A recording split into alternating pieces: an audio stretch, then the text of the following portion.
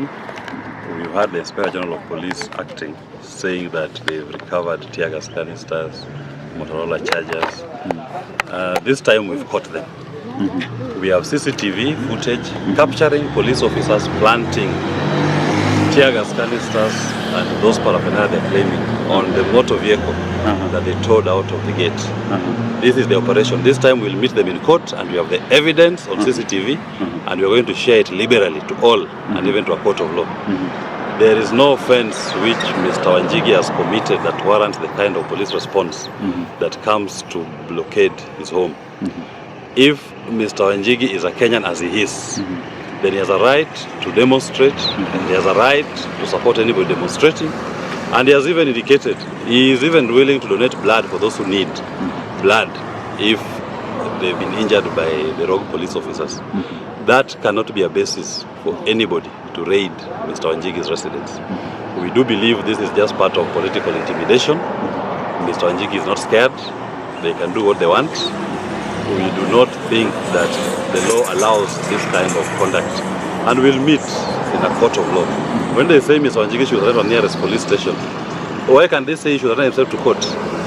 They have already planted items in that motor vehicle, and we've captured it on CCTV. It is there.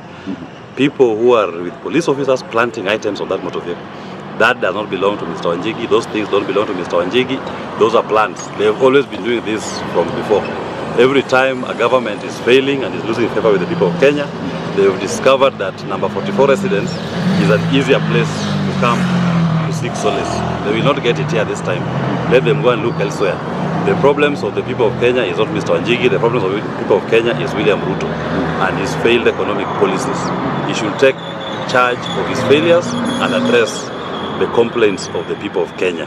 He is not supposed to abuse the police, abuse the rule of law, to further a political vendetta. This political intimidation and harassment of Mr. Wanjigi will not hold, and he is not intimidated.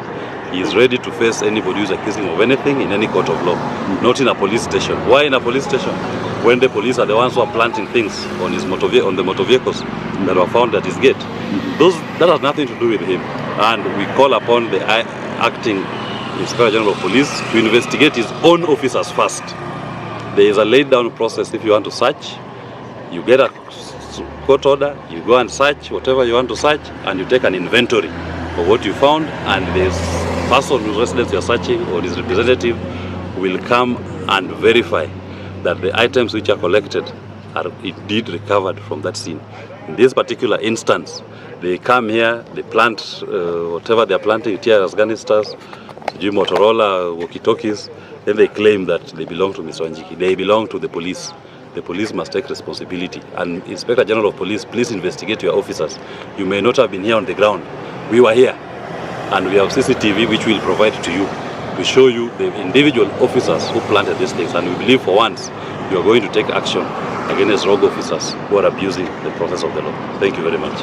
And maybe perhaps to speak about what yesterday actually was going around, that Jimmy Wanjigi was number one, has been sponsoring the mandamanos for Gen Z, and number two, about the printing of the t-shirts that were supposed to be used on Nane Nane. What can you talk about? I mean, anybody can sponsor any Kenyan, support any Kenyan. There is nothing wrong if you support a Kenyan in his cause. Even many Kenyans contributed money, over 30 million shillings, to assist those who've been injured by the rogue police officers.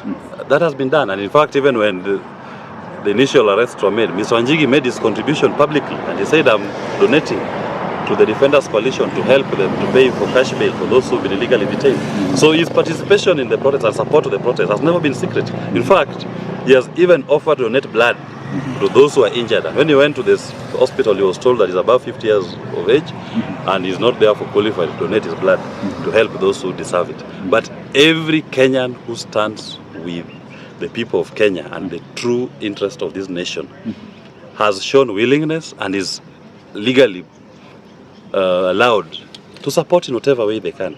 It can be through voice, he has voiced it. It can be through donating money. He has donated to Defenders Coalition to help those who have been bailed, and he made it public. It can be through blood donations, and he has offered himself to donate his blood for those who deserve it. He was told he's over age of 50, doesn't qualify to donate blood. So there's nothing they should be looking for. There's nothing that Mr. Wanjigi is hiding in respect to his support to these demonstrations. Of course, he has said that the administration that we have right now, William Ruto, is failed. That's in the public record. You don't need to bring policemen to barricade his home to tell you that which he has already said publicly, and there's enough public records in relation to that. Yes. I mean, what can you say about today's act in terms of we saw over enough policemen here? What can you say about? At one point, there were over 100 police officers barricading this gate, and just to arrest one person. In fact, Mr. Wanjigi had gone out to join demonstrators to demonstrate, to just see what is happening, and the police chased him all the way to his residence. They don't have any court order to allow them to enter his residence. They have no court order in relation to him. What do they want from him? I said, every time a government is failing, and if you want to know a government has failed, you'll find them sending police officers at number 44 residence to harass Mr. Wanjigi. That is their template. Even when Uru was failing, they were here. This one also has failed, they are here. That is what they do. But as I say, we are not intimidated. They can do whatever they want, but the rule of law must be held supreme. And perhaps you as Wakili, and also we know that you're a staunch politician in this country. What can you say about the protests that are going on? Of course, I support the protests. Gen Z have a right to protest. It is in their constitution. The people of Kenya have taken their sovereignty. It's in their hands. And Article 1 of the Constitution allows the people to exercise their sovereignty directly. And the same Constitution, Article 37, allows Kenyans to demonstrate and to picket peaceably and unarmed. And when they demonstrate, you don't have to like the message that they are sending in the demonstration. You just have to respect their right to demonstrate. If today, I'll give you an example, if some Kenyans decided that they love William Ruto and they go and demonstrate out at the State House, you'll see him celebrating them. You'll see him allowing them access. How comes those who don't like him, those who don't like his policies, he has a problem with them when they express their displeasure with the manner in which he's running this country? That right must be respected by everybody, including the state and its actors. And maybe for the record to say, because you said that you've been supporting and you're supporting what the Gen Zs are doing. Do you think, or rather, you as an individual, you tried to join them to be able to support? I've gone to demonstrations. I've gone to police stations. I've appeared in court for those who've been legally detained, because I recognize the right of every Kenyan to demonstrate. Even if tomorrow somebody was demonstrating in support of William Ruto, I will support his right to demonstrate. I may not like the message, but I will support his right to say that message which I don't like. In equal measure, anybody who will go out to demonstrate to oppose William Ruto and his policies, I will respect their rights and I will defend them. I have defended them, and I voice similar concern that they have a right to demonstrate and they should be allowed to demonstrate peaceably and unarmed.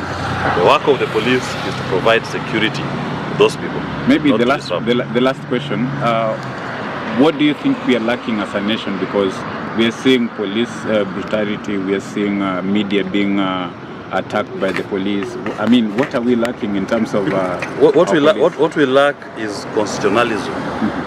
The political administration of William Ruto does not believe in constitutionalism. They do not want to live by the constitutional dictates. They want to cherry pick certain provisions of the constitution. The ones they like, they amplify. The ones that they don't like, they don't want to subjugate. You've seen the attack on the media. Do you think that the media is at war with them? All the media is doing is just to capture on camera what is happening. The media don't have a say or even a stand on the issue why people are demonstrating. Their duty is just to record and to relay the information as it truly happened. Why are they now becoming the subject of attack when William Ruto and his people don't like the message that the media is sending out? So we must accept as a nation that we are either a nation of the rule of law and you respect everybody's rights, you respect everybody's job, or we are a nation in the state of the jungle that the law does not count. The law only counts when it favors William Ruto and his acolytes. Thank you so much. Thank you. So as we wind up, do you think now the police surrounding Honorable Jimmy Wanjigi's residence is out of political insecurities and not criminal activities? This is purely politics. This is purely politics. There is no security threat that Mr. Wanjigi poses to anybody. He is a law-abiding citizen and he is entitled to the rights in the Bill of Rights in the Constitution, so as any other Kenyan.